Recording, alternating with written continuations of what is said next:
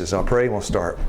Our Father in heaven, we're trying this morning to uncover gold, and there's only one place to find it. So as we go through the mine of truth, pray you bless us with rich discoveries. Ask it in Jesus' name. Amen. So this morning we're studying just what it says, how the physical affects the mind. Now, remember Proverbs 26:2. If you have a curse, there must be a cause. But when you start asking questions, people are not happy. Doctor, I've got bursitis. What can you do for me? Well, cortisone or steroids. Why are you giving me that? Don't you ask me. I'm the doctor, right? Asking questions. Always question. Cause and effect, you always ask why. Well, I want to lower my blood pressure naturally. Wrong question. The question is, why do you have high blood pressure? You agree? That's the question. So why hypertension? You have 220 over 160. You go to the emergency room. I'm dying, and the doctor gives you a what? Calcium blocker, diuretic, some kind of pill. Right? Allopathic, traditional medicine, he gives you a pill. He does not ask you why. I'm not going to talk about diet and sodium and exercise and stress and sleep and on and on and on. I want to talk about that. Remember 4 parts? We got 4 things we studied in the brain. Axons, dendrites, synapses, and neurotransmitters. This is a picture of the neuron, the brain nerve cell. The long fiber is called the what? Axon. It does what? Send or receive? Sends. The axon is coated with the myelin sheath. It insulates the axon, expedites transmission down the axon to the next nerve cell.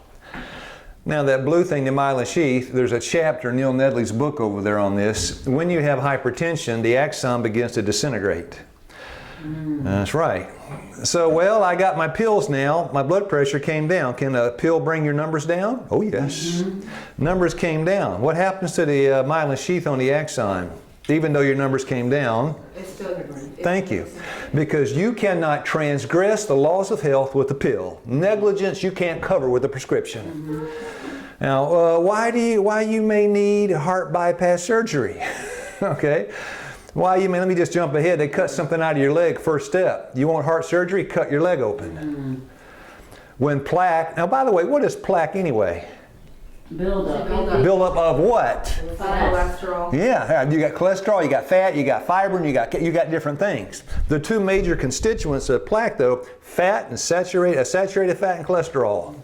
When plaque, which is material in the blood, builds up on the walls of the arteries, well, then there's less blood flow to the heart.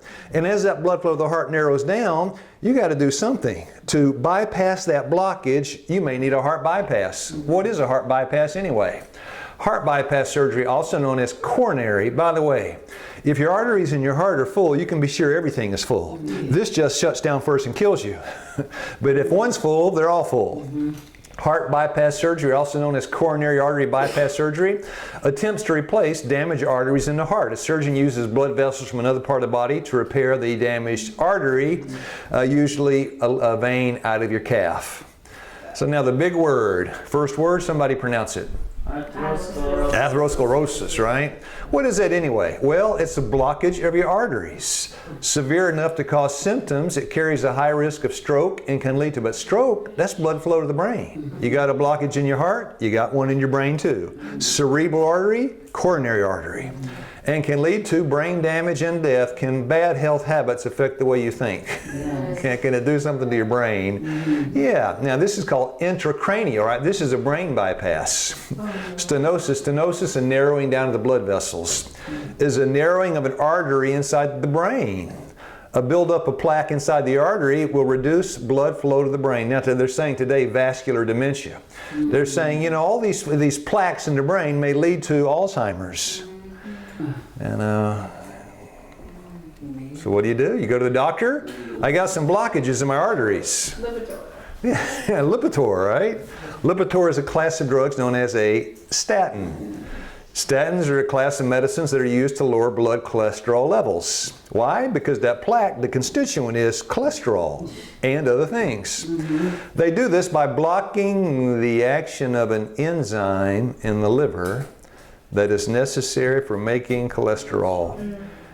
You can still eat all the Big Macs and the chicken sandwiches you want and eat all the cholesterol you want, but you got something destroying your liver that brings those cholesterol numbers down. Can you transgress the laws of health and cover it up with a pill? No way. Cholesterol-lowering statin drugs. See the side effects? Muscle pain and damage. So I went to the Mayo Clinic. Statin side effects, weigh the benefits and the risk. And this, I'll blow it up so you can read it.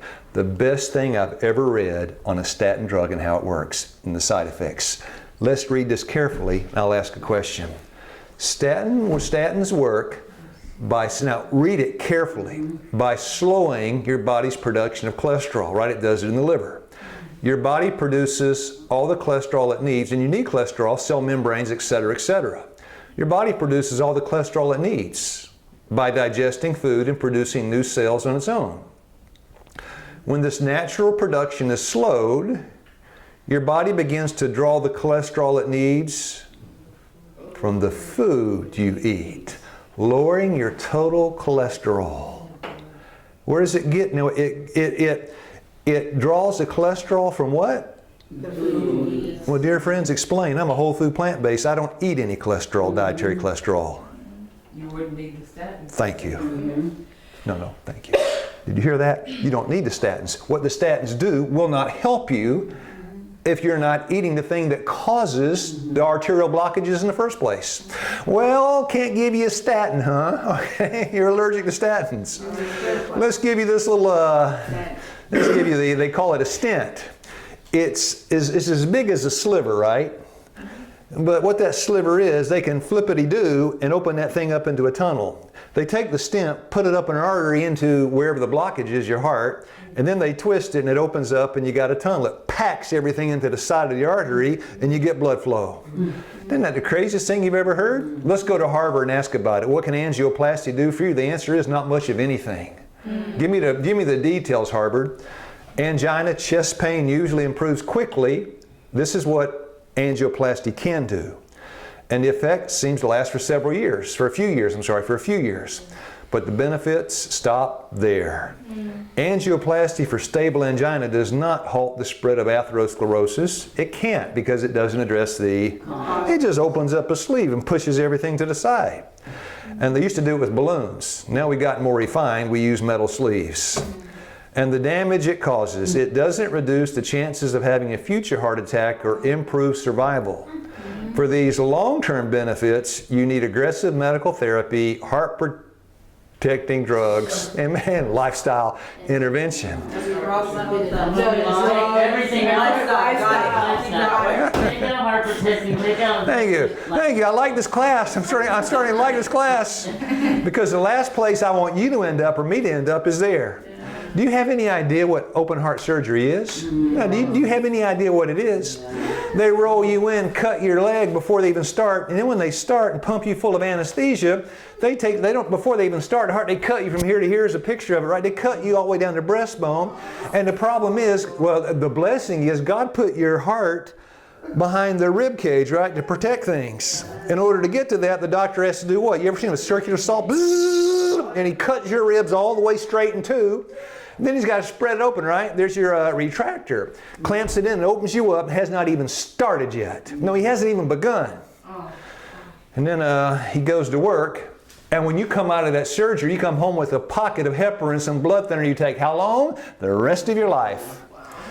And just the blood thinners, list of side effects as long as my arm. Now, next question. How old are people that are getting heart disease? Open bypass. 60s, 50s, 40s, 30s, 20s, teenagers? Yeah. Now let's do cause and effect. That's the effect. The cause, McDonald's.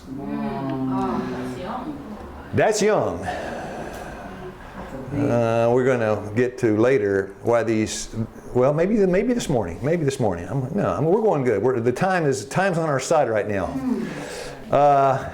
I know I've already shown this once in that seminar. Some of you have seen it. That's okay. Watch it a second time.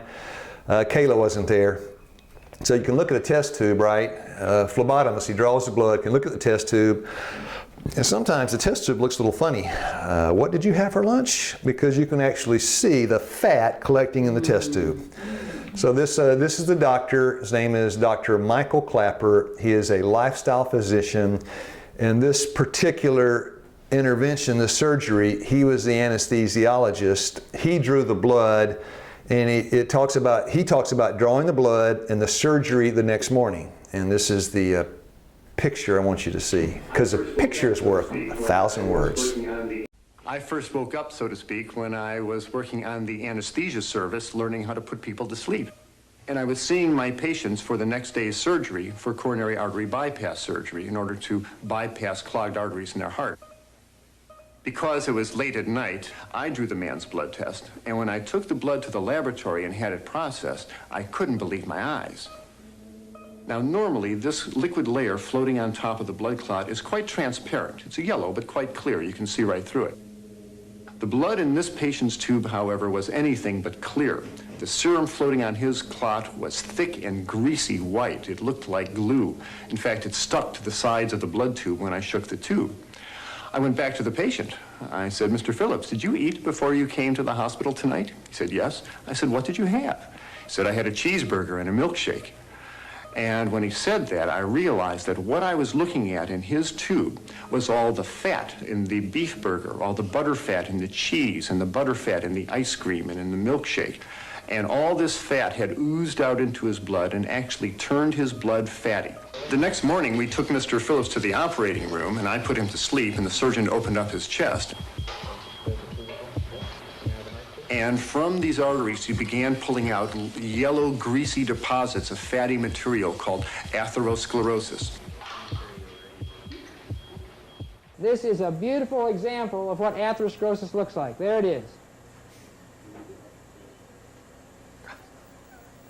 And I'm going to just gently tug on this now. I love it. It's a little hard to pull.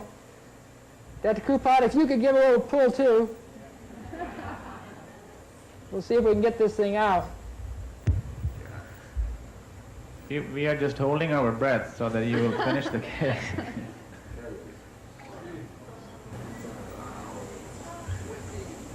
There it is.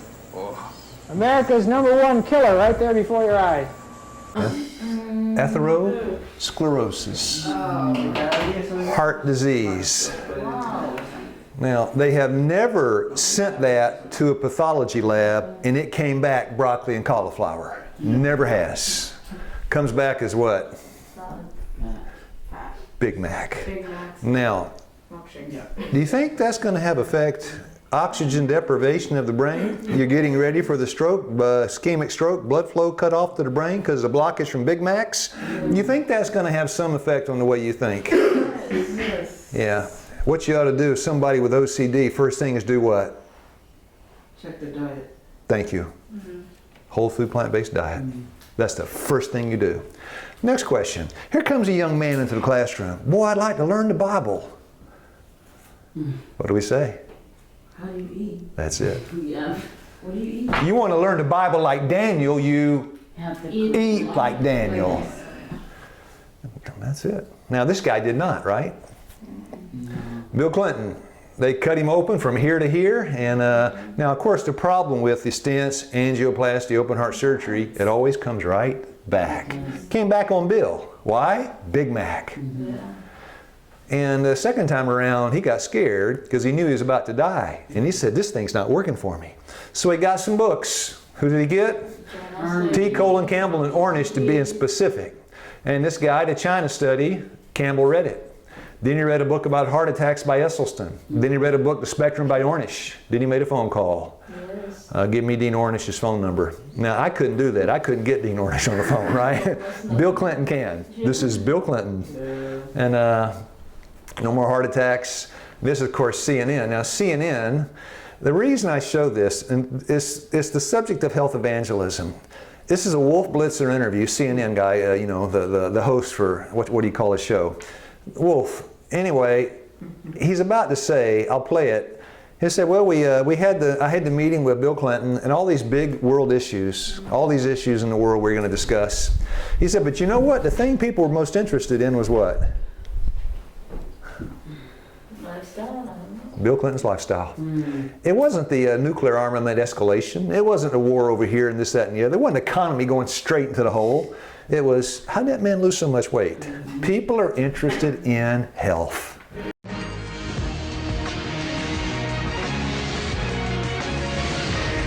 When I sat down with former President Bill Clinton this week in New York City at the Clinton Global Initiative, we spoke about the U.S. economy, the election, world affairs. But the part of the interview that grabbed so much attention was about his dramatic weight loss and the diet that helped him shed 24 pounds. I live on beans, legumes, vegetables, fruit. I drink a protein supplement every morning. No dairy. I drink almond milk mixed in with fruit and a protein powder, so I get the protein for the day when I start the day out. And it changed my whole metabolism, and I lost 24 pounds. And I got back to basically what I weighed in high school. But I did it for a different reason. I mean, I wanted to lose a little weight, but I never dreamed this would happen. I did it because after I had this stent put in, I realized that even though it happens quite often that after you have bypasses, you lose the veins because they're thinner and weaker than arteries. The truth is that it clogged up, which means that the cholesterol was still causing buildup in my vein that was part of my bypass. And thank God I could take the stents. I don't want it to happen again. So I did all this research, and I saw that 82% of the people since 1986 who have gone on a plant-based, no dairy, no meat of any kind, no chicken, turkey. I eat very little fish. Once in a while I'll have a little fish, not often. If you can do it, 82% of the people who've done that have begun to heal themselves. Their arterial blockage cleans up. The calcium deposit around their heart breaks up. Let's discuss what the former president said with the doctors behind the diet that helped Mr. Clinton change his life. Dr. Caldwell Esselstyn is the author of Prevent and Reverse Heart Disease, and Dr. Dean Ornish is the author of The Spectrum. Let me go to Dr. Esselstyn first. He mentioned both of you for inspiring him to begin this diet. Walk us through this diet, Dr. Esselstyn. Why is this diet so good, especially for those individuals who have a history of heart disease? Well, thank you, Wolf, for having me on this evening with my good friend Dean Ornish. There's no question that if the truth were known that coronary artery disease is a toothless paper tiger that need never exist. And if it does exist, it need never, ever progress. What we've heard from President Clinton is the remarkable change that he's been willing to make to remove completely from his nutrition those foods which we know will devastate and injure the inner lining of your arteries. And the remarkable thing is the capacity that the body has to heal itself.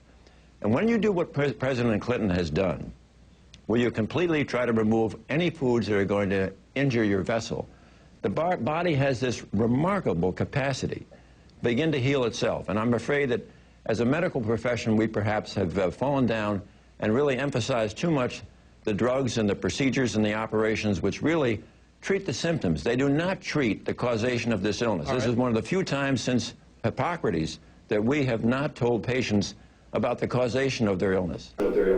Come on. This guy on CNN is saying just what we're saying in the class. Everybody sees it. Number one cause of death today, March 2019, atherosclerosis. Didn't do anybody any good. But did some people some good, but not many. Because what Esselstyn and Ornish are lacking is a spiritual component to their message. We are not health, we're health evangelists, right? Now, what to the excitement is over here from the car coming in. Now, a long time ago, many years ago, David Letterman, Robin Williams, you know, these are the guys, comedians when I was a young guy. Then they cut David Letterman open in his chest, And not long after, they cut Robin Williams open too. Why? Heart disease. It's almost a fashionable disease nowadays. I'm only going to play a short part. I can't play a long part because it is so profane. But this is David Letterman and Robin Williams. After David Letterman got heart disease and they sewed him up, it wouldn't be long after this that Robin Williams would have it. But just a short part. I'll tell you why I play it after I play it. But watch Robin Williams, what he's doing with his hands. In May, I'm having... David back! David back! No, they didn't do... Oh, can I take this off now? I think Yes. after a while I feel like I'm going to jump into a pool. Take it off so people know that it's actually you. It's actually me? Yeah. Dressed like this. This is actually how I dress at home. Now, next question. When he made jokes about David Letterman's bypass, the people did what? Laugh. Let's get Dean Ornish's view on it now. Remember that picture I showed you the other day? 1990, he rolled out this evidence. Dean Ornish, speak to us. Eating a vegetarian diet, walking, exercising every day, and meditating is considered radical. Allowing someone to slice your chest open and graft your leg veins into your heart is considered funny. Now, is considered funny on David Letterman. If you stand up and you say, I had heart disease, it's okay. Well, you're a what? A whole food, plant-based veggie, what is wrong with you? Yeah, there is some heat from being healthy. And we're going to wind down to the end about how this affects how we think. Now, somebody with debilitating depression, having some trouble coping, right? So Neil Nedley did a study, PET scans, tested a lot of people with debilitating depression. You never guess what he found out in regards to circulation. Let me just jump ahead. Circulation, if you want ministry of healing, you want good health, you need good what? Circulation. Come on, we know, we've read that so many times. One of the themes, Leviticus 17:11, the life is in the blood, right?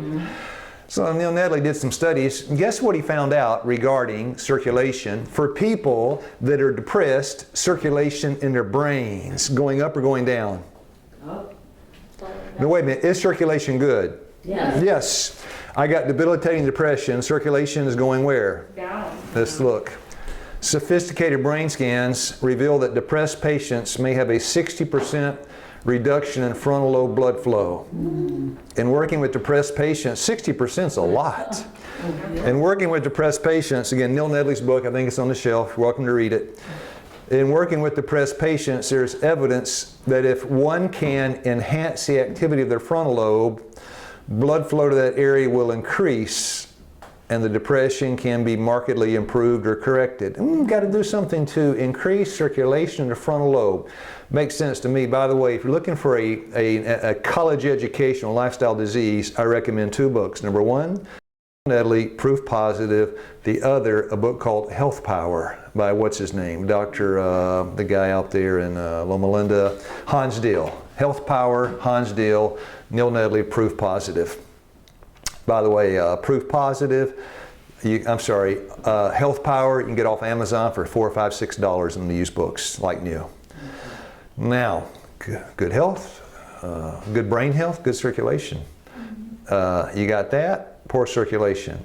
Now here's a better picture of that, but put side by side with the good one, right?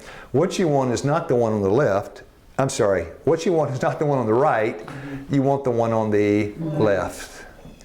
Because the one on the right is filled up with, somebody read the little fine print at the bottom? Yeah, atherosclerosis, right? That's atherosclerotic plaque. Now, Esselstyn, I didn't play it, but in that interview he's talking about in the Vietnam War and in Korea. Of course, people getting shot and killed, most of the soldiers out there in the infantry doing the fighting, 19, 20, 21, 22, 23. And these people, once they're autopsied, they find what? Major Esselstyn said you can see visible signs of plaque buildup in the arteries of the men that are 18 years old. Well, how in the world? How in the world? So, of course, on the left, you get cardiac arrest. On the right, cardiac arrest. But on the left, the man can still live. 1, 2, stage 3, man can live with that. You could see it in the soldiers getting killed in Vietnam. Now, I wonder why those soldiers were dying with visible buildup of plaque in their arteries. Any guesses? 100% meat diet. Yeah, that was what I ate for breakfast. Now, Sister Aisha, I don't know how they do it nowadays, but back in '75 when I was in the Army, the chow hall we called it, you go into your breakfast and they have a serving stations. One was the omelets. Is it, was it buffet today? Different ones, yeah. Oh, really? Because I went through, the cook would ask you, what kind of omelet do you want? You make it right in front of you. The station for that. Okay. It's probably gotten better since I was there. Or I don't know, maybe it's gotten worse. I don't know. But he said, what kind of omelet do you want? And I'd say, Western omelet. He would take 4 things of butter, melt it down, take 4 eggs, crack them in, and then he would put bacon, cheese, onions, olives, tomatoes, peppers, and maybe something else. Then he'd roll it up, maybe broccoli. Yeah, it was good. Western omelet has some veggies in there, right? He'd roll it up, he'd put it on my plate. Yeah, Whopper's got some veggies on it, doesn't it? Hardening of the arteries is a disorder in which blood vessels that carry oxygenated blood from the heart to the, can I mark out body and put in brain? Become narrowed when fat is deposited, and that's how it gets deposited. It's what you put in your mouth. Guard the 5 senses. And so, of course, we know on the left, oxygenated blood. On the right, oxygen depleted blood.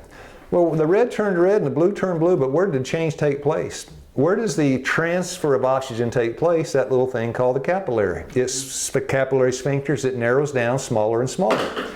And so even the capillaries are where the oxygen is transferred into every cell of your body. These are the ones that carry the oxygen. Red blood cells have a constituent component called hemoglobin. The hemoglobin transports the oxygen. How many do you have in your body? Oh, 30 trillion or so. That tells me the red blood cells must be very... Yeah, 64,000. That's got to be small. And of all the facts in physiology and anatomy, the few facts I know, this was one of the most surprising. In order for those red blood cells to go through the capillaries, they got to line up and go through, guess how? One by one. And in order to get through, they got to kind of fold up a little bit or they won't fit. It's the pressure of the capillary that helps to push the oxygen out of the red blood cell. Now, I call that microcirculation. That's what your brain is full of. How many brain cells you have up there? More than the sand in the sea or the stars in the sky. That's pretty small. Does each one need to have oxygen in order to think right? Yes. Oh, yes. Be careful what you eat. Well, I'm on a whole food, plant-based vegetarian diet, and I don't smoke cigarettes. I know nicotine will constrict every blood vessel in my body in 7 seconds. I know that. But I don't smoke cigarettes. Come on, nicotine's got a twin sister named alkaloid family of poisons. Twin sister named caffeine. Coke, coffee, tea, and chocolate doing the same thing. 7 seconds, every vessel in the body clamps down. Coke, tea, coffee, and chocolate. Now you can inventory your life there. Next question. How much of a bad thing's a good thing? Never. Never. Never. I talked to a guy. Well, I'm talking to the man right now. He's over in Lawrenceburg. How about he's got some issues? How about caffeine? Well, I drink 1 cup of coffee a day, or maybe 3 times a week. Okay. No. Never. Never. Now you tell me, how many cigarettes is 1 too many? 1. How much smoke on the crack pipe is 1 too many? How many Cokes are 1 too many? How many Hershey Kisses are 1 too many? Don't go, they're coming close to home. No. Remember the name of the study this morning? Optimum brain performance. Remember, by the truth, Proverbs 23, by the truth, because that Sister Mara, once I get to correction, by God's grace, I'm not going to make it another mistake. Buy the truth and sell it not. Now, it tells you what the truth cost. Buy the truth and sell it not. In order to buy the truth, what will it cost you? Everything. Everything. And if you really want it, you got to give up everything that is bad, because the truth's always good. Yeah, isn't that great? Yeah. That's wonderful. Uh-oh. But I like eggs. I'm not talking about eggs this morning. I'm talking about thinking. The problem with an egg, the highest cholesterol food on the planet. On the planet. If you want to think right, you can't eat eggs. I'm sorry. I'm talking about trying to think like Daniel. Because Daniel's day, come on, did we talk about Revelation 14 verse 8, not to be drunk on the wine of Babylon?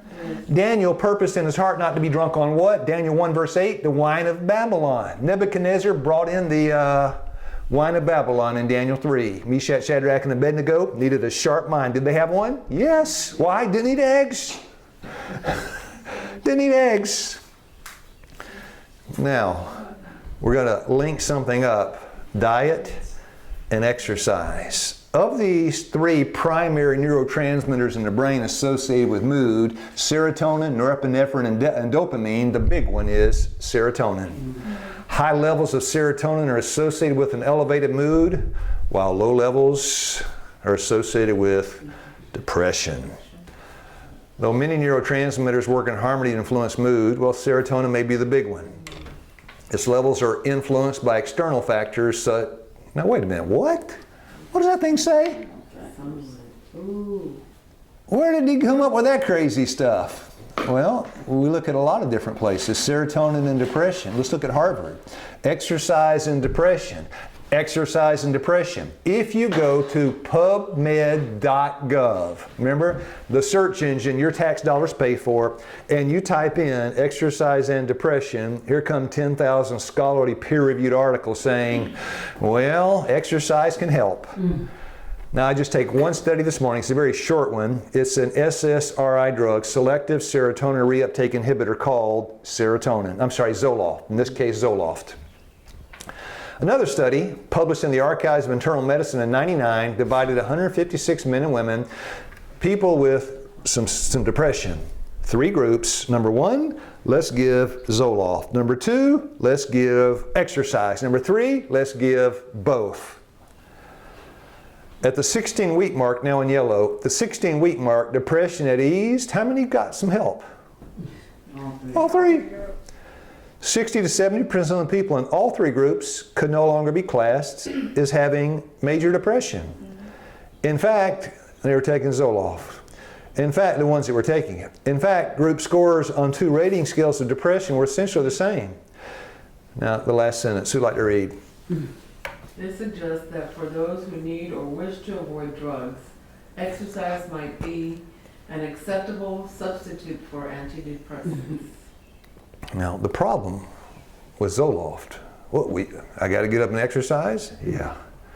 If you want to, think right. The problem with antidepressants like Zoloft, you open up the little box, you open it up, and the first thing it's going to say, the FDA, by law, has mandated it. This thing may make you want to blow your brains out. It may make you follow in the footsteps of Robin Williams. Now, wait a minute. I go to the doctor because I'm thinking about killing myself, and he gives me a pill that tells me I might what? Kill myself? Now, you be my doctor. I call you up and I say, hey, what's the deal? I'm thinking about killing myself. You give me a pill that might make me kill myself? And what does the doctor say? Very simple. That's all I have for you. Thank you. That's all I have for you. That's the only option I have for you. That's what he says. Because, say it again, Mar, because that's all I have for you. I'm not a nutritionist. Well, he doesn't say that. Now, from the Seventh-day Adventist perspective, I go up to New York City where the prices are high. In order for a doctor to prescribe any kind of psychotropic or antidepressant drug, he must make a diagnosis. No diagnosis, no prescription. In order to make a diagnosis, he must evaluate you, and I've sat through an evaluation like that. First question, do you hear voices? Yeah. And the guy I was with, he said, yes. I thought, oh, wrong answer, wrong answer. Then the sheriff that was with us, because it was somebody that came from here, the sheriff was with me too. We were watching the evaluation. Before he could ask the second question, he pointed at the sheriff and he said, that man's the devil. I thought, no, wrong answer. Wrong answer. Evaluation, diagnosis. Of course, evaluation, you pay $390 in Manhattan. To talk to you for 10 minutes, $390. Then he gives you a prescription of Prozac. 30-day out of your pocket, you buy it, $400. You just spent $800 for a pill that might make you what? What? Kill myself. But you change it around now. I go to New York, I see my psychiatrist, my psychologist, my counselor, anyway, the prescription comes down. I paid that man $400. I go home, open it up, and it says, take a, starts with a W. Take a walk. Take a walk. How do I feel? Like not taking a walk. Yeah. Cheated. We don't want the plan. Give us a pill. Because the pill requires no, I would say change. No, change, work, or walk. No change, no work, no walk. I don't have to do anything. I can sit here, pass the buck to you. It's not my fault. I was born this way. I'll take the pill. And you'll never get well because the pill does not address there's a cause for everything. I don't have to be like my mom. That's spiritual genetics, right? Hitler can't engineer me into a clear-thinking man. That's eugenics that takes you straight to hell. That's Darwinian evolution. And number 3, in my DNA is written, I am a free moral agent. I have a choice. Now, infrared thermography. In this kind of picture, when you see a metabolic activity, increased circulation, it comes out red and orange. But when you have little circulation, it comes out blue and white. Why does this ear appear blue? Because? No circulation. Yeah, no circulation. You go outside, buck naked, what's the first thing that gets cold? Your ears. Your ears, thank you. And then your fingertips, and then your nose, and maybe then your toes, the extremities.